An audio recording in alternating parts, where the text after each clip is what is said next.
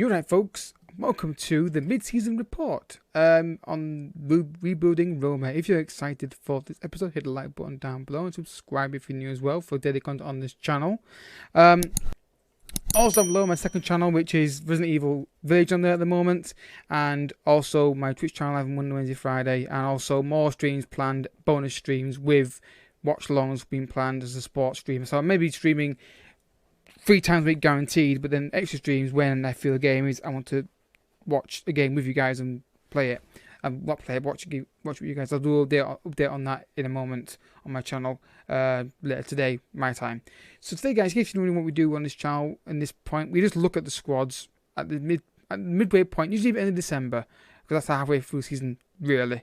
And we just see where we're at, what we can do to improve, and any thoughts and theories and ideas you guys may have of what we can do to improve, and we'll go from there. Now, in terms of the schedule for this series, guys, I'm still tempted to go with every other day, so you guys get more time to watch it. I don't know what you guys prefer, so let me know in the comment section what you prefer, daily uploads or non-daily uploads, because for a practical point of view, right now it's easy to do daily uploads, but down the line it might not be easy to do daily uploads. So I don't know what's best for you guys to see on the channel, but we'll see what the overall opinion is in the comment section is, and what I feel is the best way to go about it. So as you can see, we're on the squad screen right now.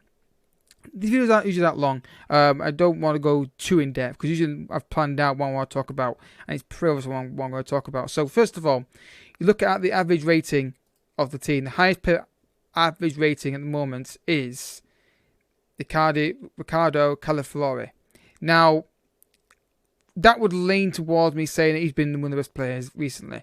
Dzeko's been up there, and Jordan, but they played a lot of games, so their rating actually would be higher. He's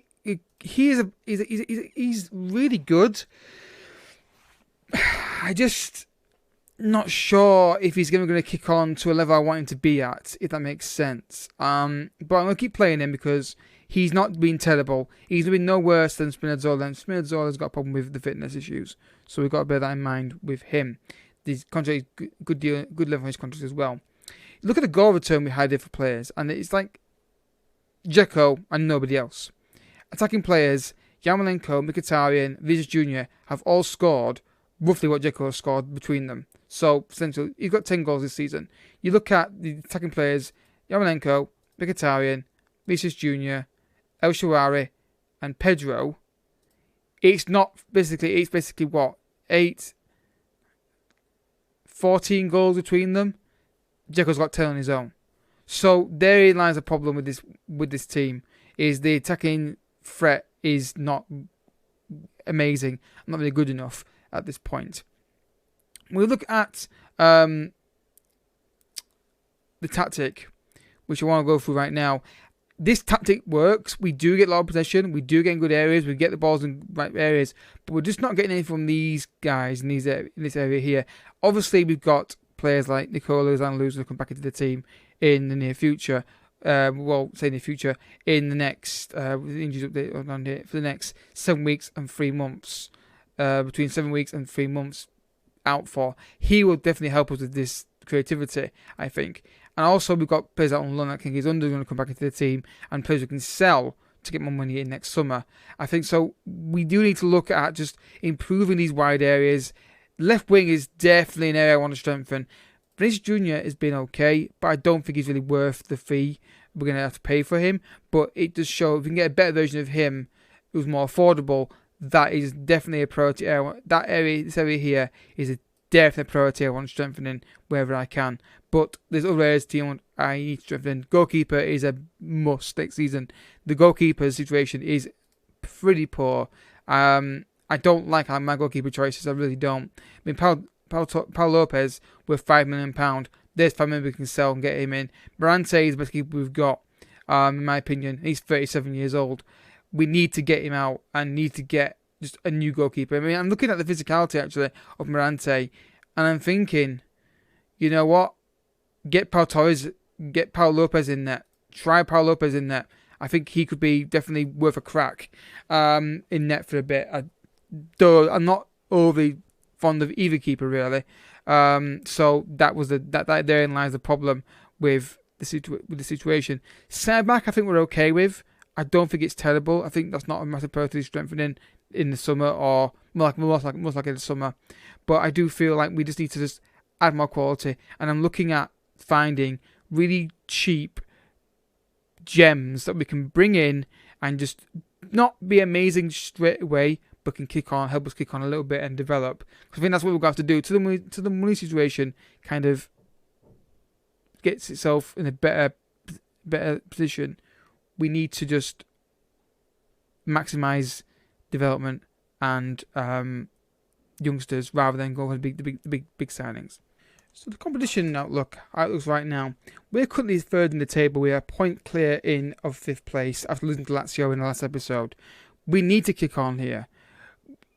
We are in touching distance, of maybe getting second if Inter Milan don't win their game in hand.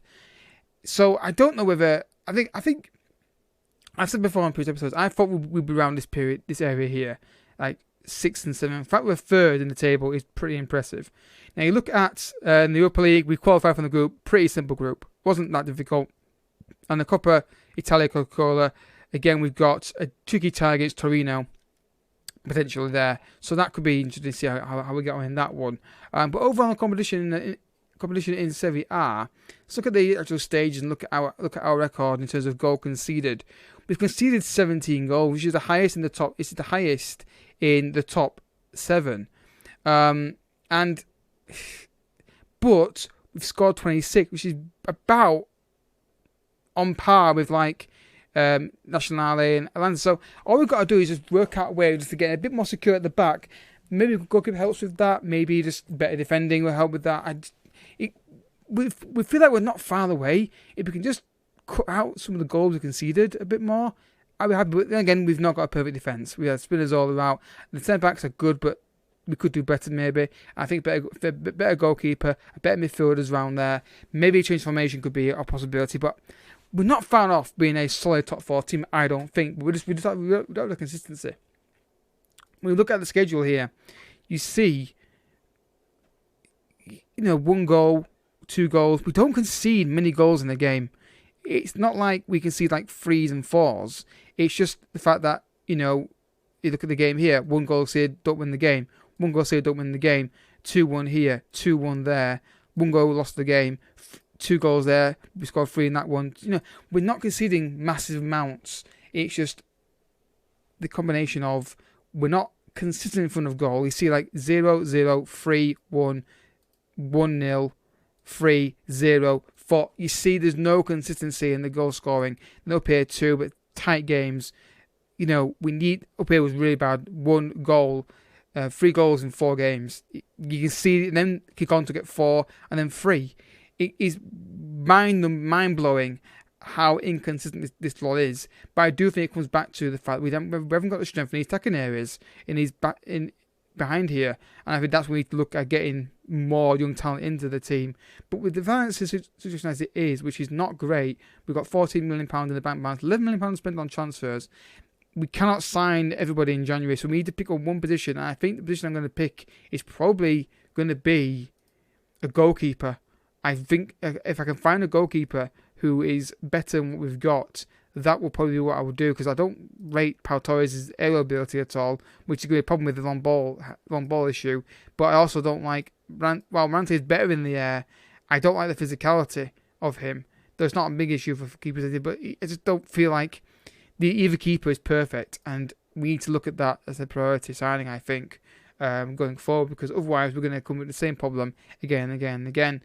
Players that have impressed me, well, Dzeko's been fantastic. I mean, obviously he's out for a bit longer, out for 7 weeks to 2 months. So again, big injury. But we have got players coming into the club on a new deal. Mateus Arezzo's coming in, so that's a new option up front, and that could be a really good sign for us.